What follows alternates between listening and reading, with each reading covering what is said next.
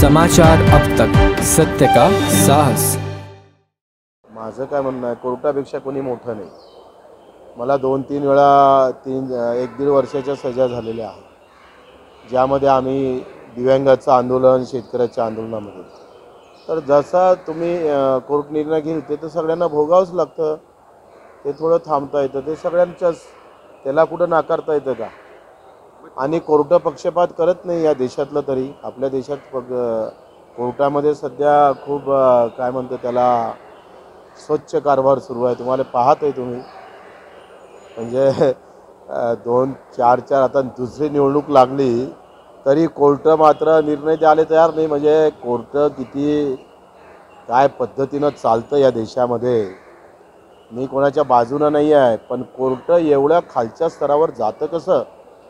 न्यायालय या पद्धतीनं जर वागत असेल तर देशानं आता कोणाकडे पाहावं? नागरिकांनी शेवटच्या माणसाची आस्था असतं न्यायालय, आणि न्यायालय जर या पद्धतीनं येस आर नो काही असेल कुठल्याही बाबतीत, तर ते काही या देशासाठी हिताचं नाही आहे।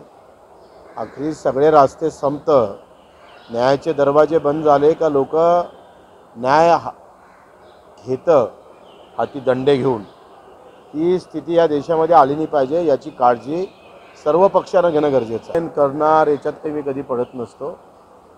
जसे समोरचे येईल तसं आम्ही समोर पावलं टाकू आणि तशा पद्धतीनं समोर जाऊ। काय वाटतं, कोणाला कसं वाटते, ह्या काही आमचा विषय नाही आहे। एका मतदारमध्ये 200-300 उमेदवार उभे करू ना, तर मी स्वतःहून काही करणार नाही। राजकीय आमची बोलणी झाली नाही, फक्त शिंदे साहेबाच्या CMच्या बाबतीतच आम्ही सोबत आहे त्यांच्यासोबत। आता हा पुढाकार BJPनं घ्यावा, नाही घेतले तर आमची काही हरकत नाही आहे, आमची काही त्यांना विनंती पण नाही आहे। त्यांनी पुढाकार घ्यावा, सोबत ठेवायचं नाही ठेवायचं त्यांचा प्रश्न आहे। एक पाऊल त्यांनी समोर टाकावं, आम्ही 10 पाऊल टाकू। बाजूनं टाकले तर त्याच्या बाजूनं टाकू, विरोधात टाकले तर विरोधात टाकू। शिंदे साहेबावर माझा विश्वास आहे, शिंदे साहेबावर माझा विश्वास आहे। राजकारणात जाऊ दे तिकडे, चुलीत आम्हाला काही करायचं नाही। कामाच्या बाबतीत त्यांनी आमच्यासोबत भरपूर मजबूतीनं सोबत राहिले, त्याच्यानं विषय नाही। आणि हा आमच्यासाठी खरं तर आपण पाहतोय का त्यावेळेस आमची जे काही बदनामी झाली किंवा आमच्यावर जे काही शितोडे उडले, 20 वर्षाच्या आयुष्याला कुठेतरी आम्ही पाहतोय का वेगळ्या प्रकारचं आमच्याबद्दल बोललं गेलं, आणि त्याच्या बदल्यात आज एवढं समाधान आहे का मतदारसंघामध्ये कामं झाली भरपूर, जी रखडलेली होती। दुसरं दिव्यांग मंत्रालय झालं, त्याच्यानं थोडंसं बरं आहे। याचा अर्थ असं नाही आहे सरकार बनवताना आमचा हिस्सा तेवढाच सिंहाचा होता। आम्ही सरकारमध्ये सामील झालं नाही, सरकारच आम्ही बनवलं आहे, BJP सामील झाली आहे। हे BJPनं समजून, कोणी पार्ट्या देतं आहे, कोणी अधिक काय वाटतं आहे, कोणी तुमच्या TVवर काहीतरी वेगवेगळे प्रकार चालू असतं, तो प्रत्येकाचा फंडा आहे। लोकांना समजून घ्यावं का आपण कोणाला मत मारावं हे लोकांना समजलं पाहिजे। आता मार्केटमध्ये साडी 40 रुपयाची भेटतं, 30 रुपयाची भेटते, 20 रुपयाच्या भेटतात। एक बाई आली होती, ती ॲटो घेत आमच्याकडे, तिनं 150 रुपये खर्च केले आणि 50 रुपयाची साडी घेऊन गेली। लोकांना त्याचं समाधान वाटते। माझं काय म्हणणं आहे का एखादा आपण वाटप किंवा एखादा दिवाळी आहे, अधिक काही आहे, कुठे मी असो का कोणी असो, राजकारण अशा पद्धतीनं का निवडणूक पाहून येतं पाहून आपण जेव्हा एखादे असे कार्यक्रम घेतो, साड्या वाटणे, डब्बे वाटणे, काहीतरी, ही लोकशाहीला येत्या काळात घातक ठरणार आहे।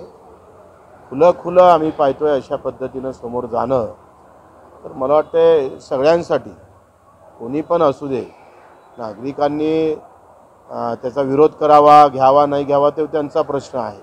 अगदी प्रत्येकाला असं वाटतं का मला काही भेटत असेल तर का बरं घेऊ नये, आणि मग साड्या वाटल्यानंतर घेतल्यानंतर मतच मारते, असं कुठे शक्य आहे? अगर आपण विचारासोबत बेमानी कराल तर लोक तुमच्यासोबतही बेमानी करतं, ते सत्य। त्यांना काय अनुभव आले प्रकाशजींना त्यांना माहीत, त्यांचे अनुभव असेल वेगळे, त्यांनी अधिक स्पष्ट करून सांगितलं तर अधिक बरं होईल। आता मला काही असे अनुभव नाही आहे, मी त्यांच्या शब्दावर मी होकार देणं तसंच म्हणणं एवढा काही मी मूर्ख पण नाही आहे, एवढा लहान पण नाही आहे. त्याच्यानं मला वाटतं ते त्यांचा प्रश्न आहे. प्रकाशजी मला वाटते खूप ज्ञानी माणूस आहे, त्यांना याचा भरपूर अभ्यास आहे. त्या मानानं आम्ही त्या बाबतीत खूप लहान आहे. माझा काही कवडीचा संबंध नाही, कुठली महाविकास आघाडी काय आहे माझा काय संबंध.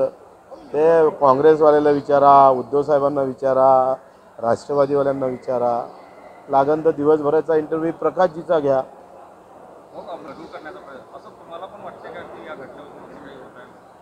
मला असं वाटते का कोणीही असेल, कुठलाही मुद्दा असेल, शांततेनं मार्ग निघतं. जेव्हा समाजामध्ये तेढ निर्माण होते तेव्हा कोणीही आग टाकण्याचं काम करू नये आणि लोकांनी सुद्धा ती खबरदारी घेतली पाहिजे. कुणीही असेल, कुठल्याही धर्माचे असू दे. आखरी आपण आयुष्यभर वर्षानुवर्ष इथंच राहायचं आहे आणि ही काळजी लोकांनी घ्यावी. राजकारणी लोक यावर तेल टाकण्याचं काम करणारच आहे, व्यवस्थित करणार आहे. तर आम्हाला कुठलीही विचारणा झाली नाही आणि जेव्हा विचारणा होईल तेव्हा बाजू मांडू. नाही झाली तर मी खासदार किंवा आम्ही सगळे खासदार अशी मोहीम राबवू. एकतर आम्ही कमी पडत असेल, आमचं अस्तित्व थोडा त्याला प्रभावशील वाटत नसेल, पाहू वेळ आली तसं. आमची सगळी तयारी आहे. ज्या पद्धतीनं आमच्यासोबत वर्तणूक होईल त्या पद्धतीनं आम्ही सोबत जाऊ. काय महायुती पाळणं हे त्यांचं काम आहे, त्यांनी नाही पाळलं तर तोडणं आमचं काम आहे. ही भूमिका भाजपची आहे. भाजप लोकसभा लीड घेत आहे, शिंदेसाहेब लीड करत नाही आहे ना, भाजप लीड करतं. आता ही जबाबदारी भाजपची आहे.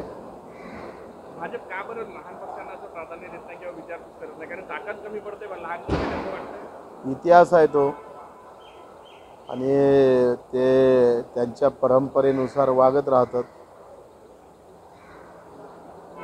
देखो अगर विचार हमको साथ लेने का प्रयास किया तो हम साथ रहेंगे और हमारा भी जो विचार है उन्होंने रखना चाहिए. अगर नहीं रखते हैं तो फिर हम अलग से खड़े हो सकते हैं.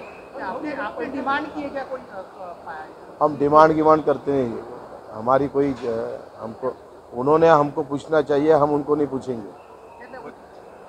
मला माहीत नाही, मी टीव्हीच पाहिली नाही 2 दिवस झाले, बातम्या पाहिल्याच नाही. ज्या प्रकारे बोगस कागदपत्र जोडले